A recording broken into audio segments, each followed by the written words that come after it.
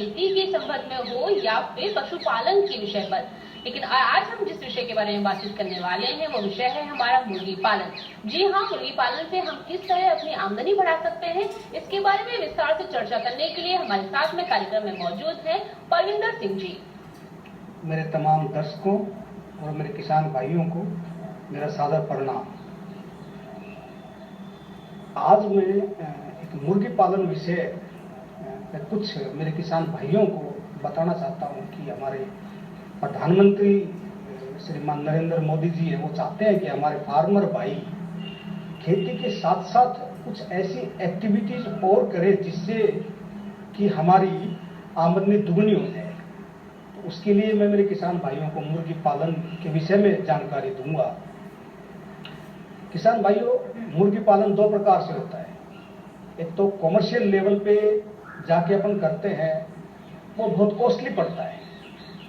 दूसरा, खेती और किसानी के साथ साथ अगर अपन करते हैं पोल्ट्री फार्मिंग, उसको अपन लो इनपुट टेक्नोलॉजी या बैकयार्ड पोल्ट्री फार्मिंग बोला जाता है। तो मेरे किसान भाइयों को मैं आज बैकयार्ड पोल्ट्री फार्मिंग के बारे में बताऊंगा कि बैकयार्ड पोल्ट्री फार्मिंग क्या होता है, कैसे किया जाए और कैसे हमारी आमदनी इससे बढ़ सकती है।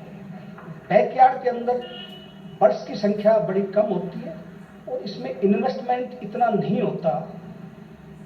इसके अंदर जो हमारे केवीकेज हैं, मदर यूनिट है, हमारी एग्रीकल्चर यूनिवर्सिटियां हैं, वो हमें एक महीने के आसपास का बहुत सस्ते रेट के ऊपर या कभी कभी योजनाओं के तहत फ्री हमें 50, 100, 20 या 30 बर्ड्स हमें इशू करती है।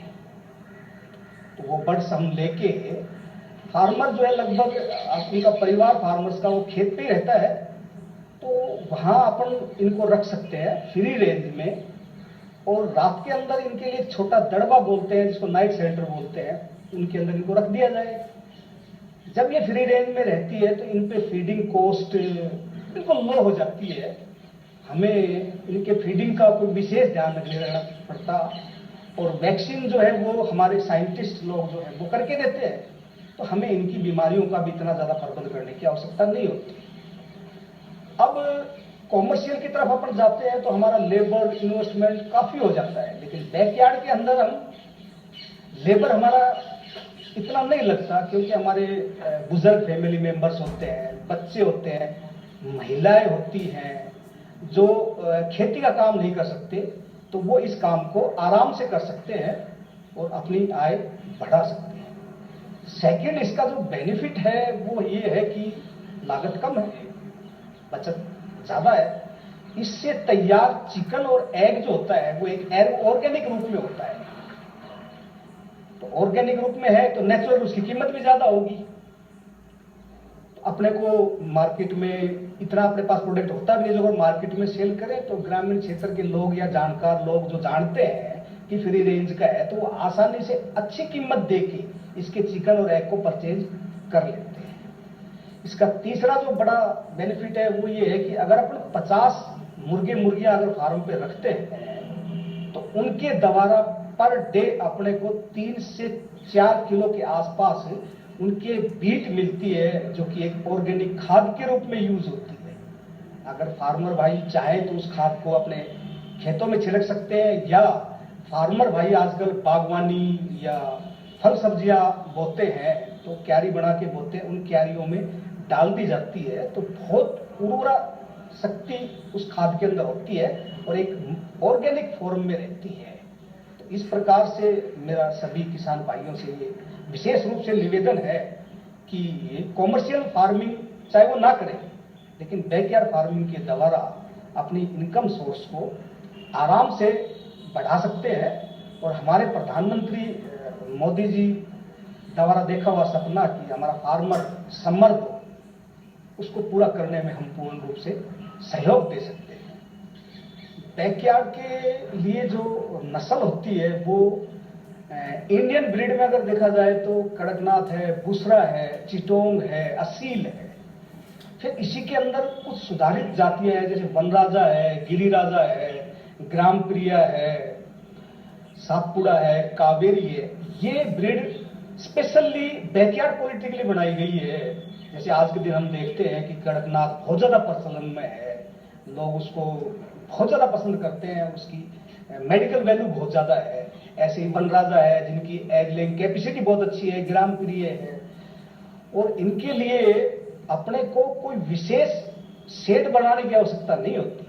अपन लगभग जो किसान होते हैं वो घर के अंदर गाय वगैरह भी रखते हैं, तो उनके लिए एक छोटा सा वो शेड बनाते हैं, गाय के लिए एक चारे के लिए शेड बनाते हैं, कुछ थोड़ा सा स्टोर रूम सा बनाते हैं, उसी के अंदर थोड़ा सा वेंटिलेशन देके और उसी के अंदर इन बर्ड्स को रात के अंदर छोड़ दिया जाए। दिन में ये फ्री रेंज में रहेंगे। और जो अपने मैंने पहले भी बताया कि जो अपने डिसेबल्ड पर्सन है या जो खेती नहीं कर सकते, अपने बुजुर्ग हैं या अपनी महिलाएं हैं, वो इनका एक एज ए केयर टेकर के रूप में वो काम कर सकती है। बैकयार्ड पोल्ट्री फार्मिंग में जब हम फ्री रेंज में करते हैं तो इतनी जमीन तो हम अपने खेत के, कुएं के, अपने मकान के आसपास छोड़ देते हैं। वैसे इसका जो रेशो है वो 5 से 8 स्क्वायर फीट पर बर्ड्स का फ्री रेंज में होता है, और हाउसिंग के अंदर ये 2 फीट में चलती है। तो 2 फीट में अगर हमने 100 फीट का भी कोई शेड बनाया हुआ है 10 बाई 10 का, जिसमें हमारे पशु भी हैं, वहां हम इन मुर्गियों को आराम से छोड़ सकते हैं। मैं 50 यूनिट की बात कर रहा हूं। और बीमारियों के लिए इसमें बीमारी के चांस होते नहीं है, क्योंकि इसे वैक्सीन करके बर्ड्स हमारे केवीके द्वारा या हमारे मदर यूनिट द्वारा या हमारे एग्रीकल्चर डिपार्टमेंट द्वारा दिए जाते हैं। तो बीमारी आती है, फिर भी अगर हमारी बीमारी आती है तो हमारे एनिमल हस्बेंड्री के डॉक्टर हैं, पशु वैद्य जो होते हैं वो हैं, केवीकेज के साइंटिस्ट हैं, उनसे हम अपना बुला के फार्म पे हम उनको दिखा सकते हैं। इनमें जो हमारे केवीकेज या यूनिवर्सिटीज या मदर यूनिट द्वारा जो बर्ड दिए जाते हैं वो फुल्ली वैक्सीन होते हैं, वो 4 हफ्ते के देते हैं। तो इनमें बीमारी लगभग ना के बराबर होती है। तो इनका बीमारियों के रूप में विशेष रूप से ध्यान रखने की कोई खास बात नहीं है। और कभी भी कोई हल्की फुल्की बीमारी आती है तो हमारे डॉक्टर से या हमारे साइंटिस्ट है या हमारे केवीके या हमारी एग्रीकल्चर यूनिवर्सिटी है, आज गवर्नमेंट द्वारा हर डिस्ट्रिक्ट के अंदर एक केवीके स्थापित किया गया है, गवर्नमेंट पोल्ट्री फार्म स्थापित किए गए हैं। आप यूट्यूब पे या ऑनलाइन डॉक्टरों से बात करके भी बीमारी के लक्षण बता के आप कहीं से भी उनका इलाज प्राप्त कर सकते हैं। तो मेरे हिसाब से इनके अंदर कोई बीमारी आने के चांस नहीं होते, क्योंकि ये बर्ड्स होते हैं ये स्पेशली बैकयार्ड पोल्ट्री के लिए बनाए गए हैं। बैकयार्ड पोल्ट्री फार्मिंग में जो बर्ड्स हमारे केवीकेज, मदर यूनिट या एग्रीकल्चर यूनिवर्सिटी द्वारा दिए जाते हैं वो फुल्ली वैक्सीन होते हैं, क्योंकि 4 हफ्ते के बर्ड्स लगभग वो देते हैं, तो उनको फुल्ली वैक्सीन करते हैं। और वैक्सीन करने के बाद मेरे को लगता नहीं कि बर्ड्स में कोई बीमारी आती होगी, क्योंकि ये बर्ड्स बड़े स्ट्रॉन्ग होते हैं जो स्पेशली बैकयार्ड के लिए तैयार किए जाते हैं। तो हमारे जो रिसर्चर है उनके द्वारा ये पूरा रिसर्च करके ये बर्ड्स जो है बैकयार्ड के लिए फार्मर्स को दिए जाते हैं। और फिर भी अगर कोई बीमारी के लक्षण या कोई प्रतीत होता है कि भी इसमें कोई बीमारी आई हुई है, तो फार्मर्स फोन के द्वारा या डॉक्टर से बात करके उसका उपचार कर सकता है नॉर्मली। बाकी इनमें 90% किसी प्रकार की कोई बीमारी आती ही नहीं है।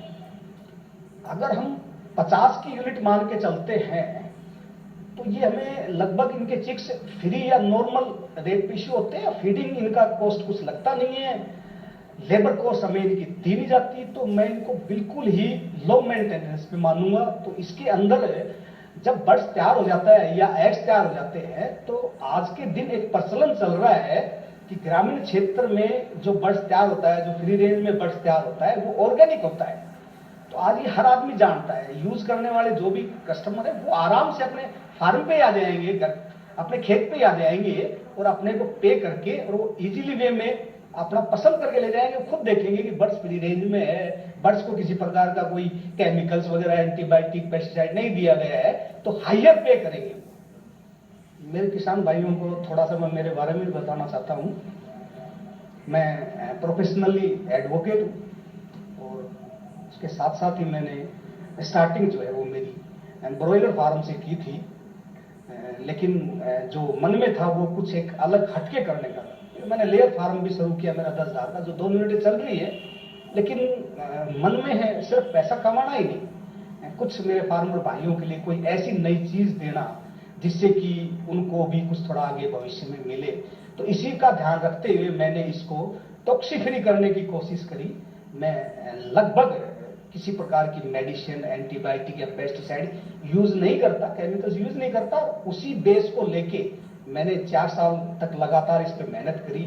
मैं रिसर्चर्स जो हमारे हैं उनके पास गया, साइंटिस्टों के पास गया, मैंने देसी जड़ी बूटियों का अध्ययन किया। उसके बाद फिर मैंने इसके ब्रीड का सिलेक्शन किया। तो मैंने जब ब्रीड सिलेक्शन की तो मेरे सामने कड़कनाथ नाम की एक ब्रीड आई, जिसका मूल स्थान कृषि विज्ञान के अंदर झाबुआ को माना गया था, जीआई टैग दिया गया था। मैं वहां गया, मैंने इसकी पूरी स्टडी करी और स्टडी करने के बाद मैंने अपने फार्म, जितने भी मेरे फार्म में सारे डेवलप किए, और मेरी जो कंसल्टेंसी में या मेरे निर्देश के अनुसार जो फार्मर्स चल रहे हैं वो भी बहुत अच्छा प्रॉफिट कमा रहे हैं, क्योंकि मेरा बर्ड्स ऑर्गेनिक से भी ऊपर होता है, टॉक्सी फ्री के रूप में। और इस पिछले साल की यात्राओं के दौरान बेस्ट पोल्ट्री फार्मर्स का अवार्ड मेरे को मिला, काफी सेमिनार्स मैंने अटेंड किए, मेरे को स्वामी विवेकानंद गौरव अवार्ड मेरे को मिला, और काफी स्टेट लेवल के और नेशनल लेवल के अवार्ड्स मैं प्राप्त कर चुका हूं। और मेरी जो रिसर्च है एक प्रकार से टॉक्सी फ्री की, वो भी मेरी गवर्नमेंट संस्थाओं के द्वारा रिकमेंडेशन में पड़ी हुई है, शायद रिकमेंड हो जाएगी। और मेरे को पोल्ट्री साइंटिस्ट का सर्टिफिकेट भी ग्वालियर यूनिवर्सिटी मेरे को जारी 1 या 2 दिन के अंदर